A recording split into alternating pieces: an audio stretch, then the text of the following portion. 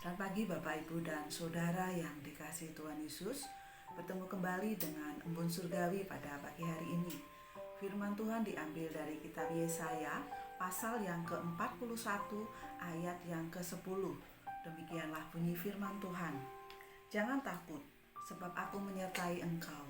Jangan bimbang, sebab aku ini Allahmu.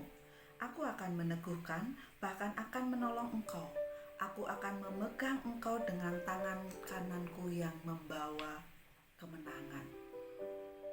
Jangan takut. Bapak, Ibu, dan Saudara yang kasih Tuhan. Tentu pada masa-masa sekarang ini banyak hal yang membuat kita khawatir. Banyak hal yang membuat kita takut.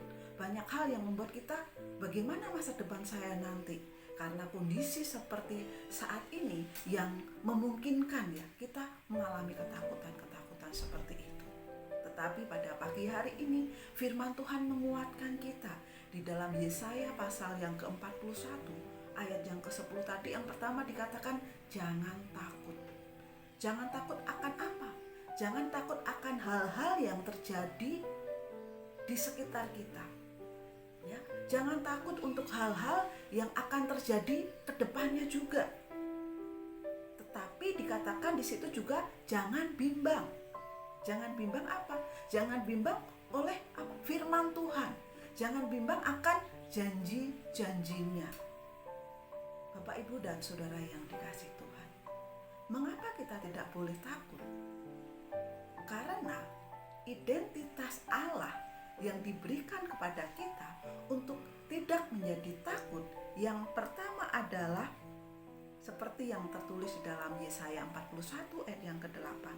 Tetapi engkau hai Israel. Ya, dikatakan tetapi engkau hai Israel, bukan hai Yakub si pembohong. Ya, tetapi hai Israel. Israel itu adalah apa? Orang yang menang. Ya, orang yang menang ketika bergumul dengan Allah. Hai Israel, hambaku. Hai Yakub yang telah kupilih, keturunan Abraham yang kukasihi. Ya, kita adalah identitas kita yang pertama adalah hamba Allah yang dikasihi. Jangan takut karena kita dikasih Allah. Kemudian yang kedua di ayat yang 9, engkau yang telah kuambil dari ujung-ujung bumi dan yang telah kupanggil dari penjuru-penjurunya. Aku berkata kepadamu, engkau hambaku, aku telah memilih engkau, tidak menolak engkau.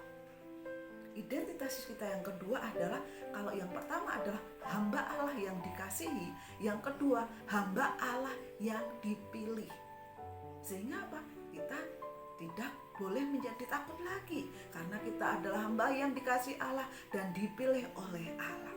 Luar biasa. Kenapa kita tidak boleh takut? Karena hal tersebut. Dan yang di frasa selanjutnya dikatakan jangan bimbang. Jangan bimbang akan apa?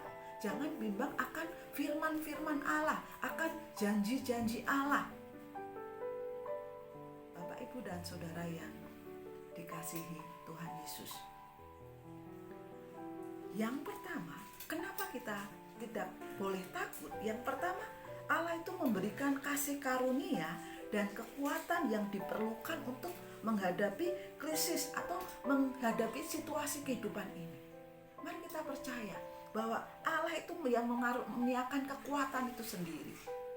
Bapak, Ibu, dan Saudara yang dikasih Tuhan, saya masih ingat ya, bulan Oktober yang lalu ketika saya kena COVID dan harus masuk ICU, memakai ventilator, saya sepertinya mau menyerah ya. Saya sepertinya mau nggak sanggup lagi. Karena apa? Karena sakit sekali. Tetapi kasih karunia Allah itu yang memberikan kekuatan kepada saya. Ya, sehingga Allah memampukan untuk bertahan. Allah memampukan untuk bisa melewati itu semua. Bapak, Ibu, dan Saudara yang kasih Tuhan, kalau pada saat ini ada di antara kita yang merasakan terkena COVID, positif COVID, jangan takut. Jangan bimbang. Sebab karunia dan kekuatan Allah itu akan menyertai kita. Kemudian yang kedua, Mengapa kita tidak menjadi takut ya? Karena apa? Karena Allah itu akan menolong kita untuk melewati masa-masa yang sekarang ini, masa-masa yang tidak mudah ini. Pasti Allah akan menolong melewati itu. Kemudian yang ketiga, Allah akan menopang dan membela kita. Ya, sekali lagi saya cerita ya, waktu saya kena COVID, saya merasa bahwa Allah itu menopang saya merasa bahwa Allah itu membela saya. Kenapa?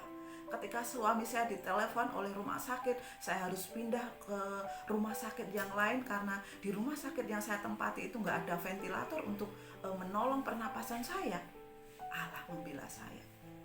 Ya, di beberapa waktu kemudian suami saya ditelepon lagi. Puji Tuhan, ventilatornya ada dan saya bisa masuk ke ventilator itu.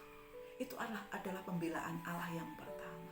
Kemudian pembelaan Allah yang selanjutnya ketika saya sudah dipindahkan dari ruang ICU ke ruang biasa, saya itu harus bersama-sama dengan pasien-pasien pria ya, karena ruangan kosong, banyak yang penuh ya, banyak yang kosong gitu. Waktu itu ada kunjungan dokter, saya bilang, dokternya bertanya, apa yang membuat ibu tidak nyaman? Oh dokter, yang membuat saya tidak nyaman karena ruangannya, karena saya harus bersama-sama dengan pria-pria. Oh iya ya bu. Nah kemudian dia bilang sama suster yang menolong dokter itu, suster bisa nggak Ibu Lestari ini dipindahkan? Oh nggak ada, karena ruangannya sudah penuh semua. Kemudian suster bilang, kalau dokter membuat not khusus, mungkin bapak yang di sebelah bisa dipindahkan ke ruang ini dan ibu dipindahkan ke ruang lain. Benar, Tuhan membela saya. Tuhan Yesus membela saya sehingga saya malam itu dipindahkan dan tidak bermalam bersama dengan pasien-pasien pria yang lain. Puji nama Tuhan. Kenapa? Karena Allah membela kita. Bapak, Ibu, dan saudara yang dikasihi Tuhan, jangan takut. Kita bukan cacing yang tidak diberkati Tuhan, tetapi kita adalah, hai Israel, hambaku, Allah yang memberikan kemenangan kepada kita. Jangan takut, sebab aku menyertai engkau. Jangan bimbang, sebab aku ini Allahmu. Aku akan memegang engkau dengan tangan kananku yang membawa kepada kemenangan. Haleluya. Biarlah nama Tuhan diberkati.